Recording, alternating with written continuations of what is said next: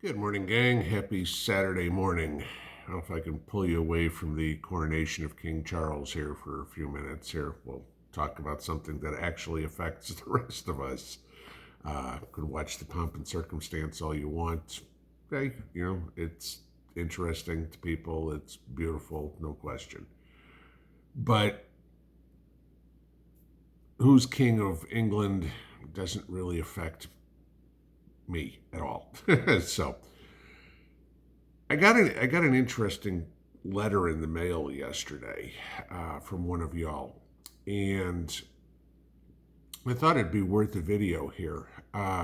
It's a topic I've talked about, but not for a long, long time, and there's plenty of new people at the channel, and maybe we need to think about this.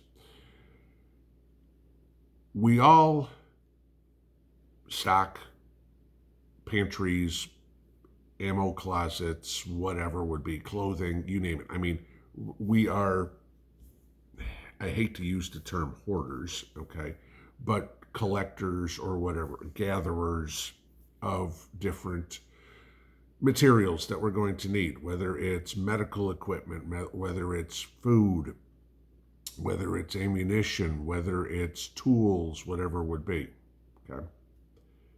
And that's great. We collect all this stuff.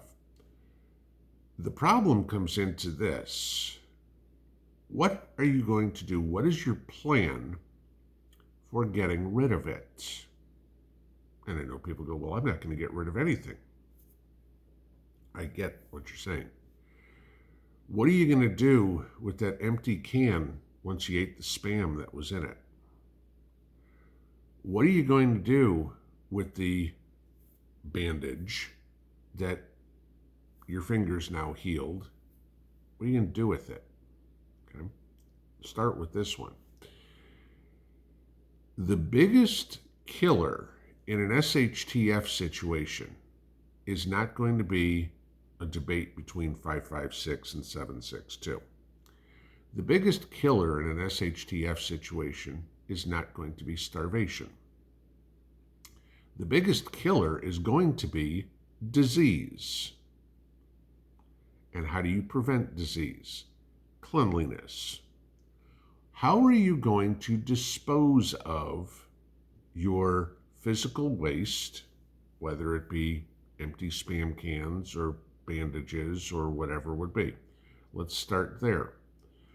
Do you have a plan for somewhere to be your dump? Okay. Remember, you're not going to be there's not going to be trash pickup. Okay. You're not going to be taking this to some municipal dump or whatever to get rid of. You're going to have to get rid of it yourself.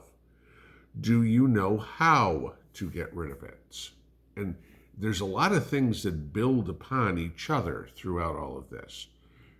A lot of stuff can be burned. Sure, no problem, okay? That bandage probably can be burned, no problem. That tin can is not going to burn so well, okay? So you got to get rid of it. So that means probably bury it. Where do you bury it? Well, it's got to be away from your water source. It's got to be away from where you store your food. It's got to be away from where people will congregate. How are you going to bury it? Okay? Around here, I'm lucky I can dig a hole that deep with a shovel, all right? Got a backhoe, got a tractor, got somewhere to do it. These are things you need to think about, okay? So let's talk about something else. Let's talk about your human waste. Now, if you live out in the country and you're on a septic system, you might be in a little bit better shape. You can,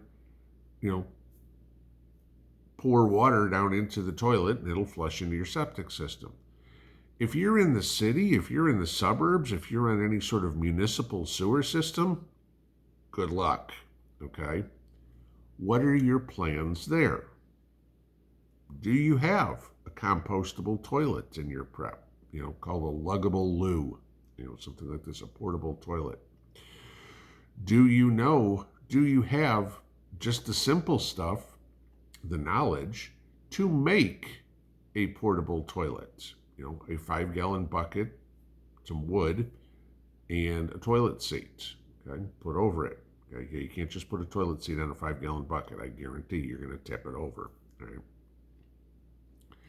Do you know how to dispose of your human waste?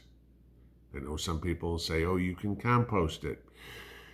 Yeah, technically you can if you want to wait about 5 years to compost human waste. I wouldn't use it any sooner than maybe 3 tops. Okay, too many pathogens in there. Where are you going to get rid of it? Y'all been in a bathroom, all right?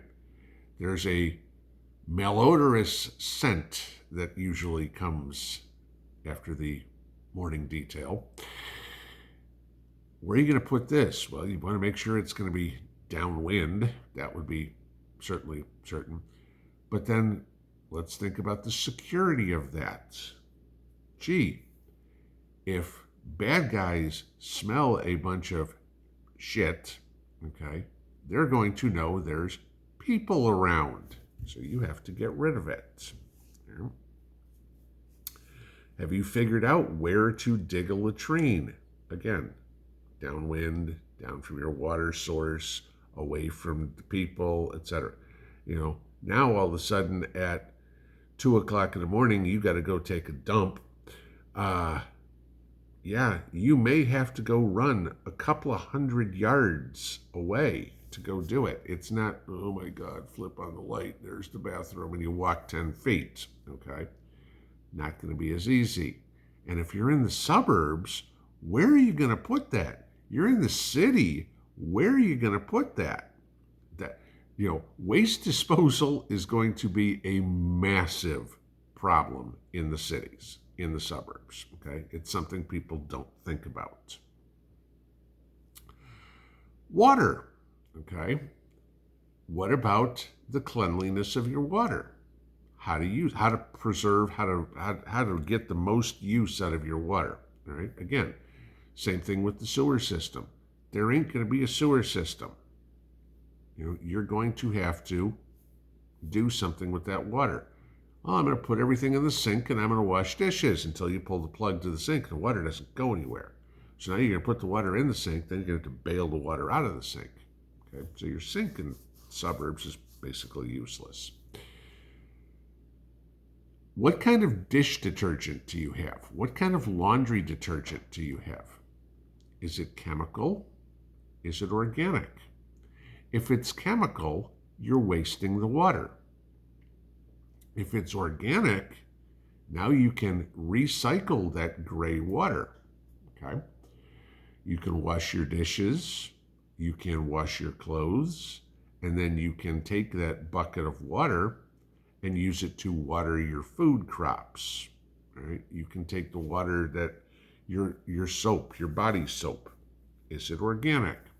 If it is, you can take the gray water and use it to water your crops.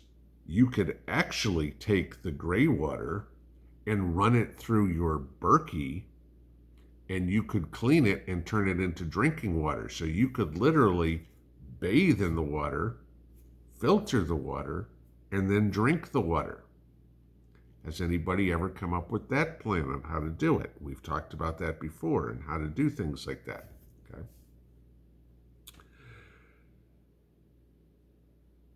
Women, all right, your feminine hygiene products. Have you thought of that? There's not going to be a store to run to go get tampons, maxi pads, whatever. Yes, I know a guy talking about this, go figure, but you know me, I have no filter. Okay. There's not going to be a store to buy feminine hygiene products. And even if you have a whole bunch of it stacked at a boatload of money, okay, how are you going to dispose of them? Again, chances are you're going to burn them. But do you even have a burn pit or a burn barrel? A serious question, guys, okay? These are things that people don't ever think about. We we spend so much time collecting the tools, the materials that we're going to need. Have you ever thought of how you're going to dispose of the materials, whatever they may be, once you've used them? That may be an exercise that y'all need to consider here this weekend. It's going, maybe I need to veer off in a different direction, and instead of going to the store and buying rice and beans, I need to go to the store and figure out a different plan. Pinball out.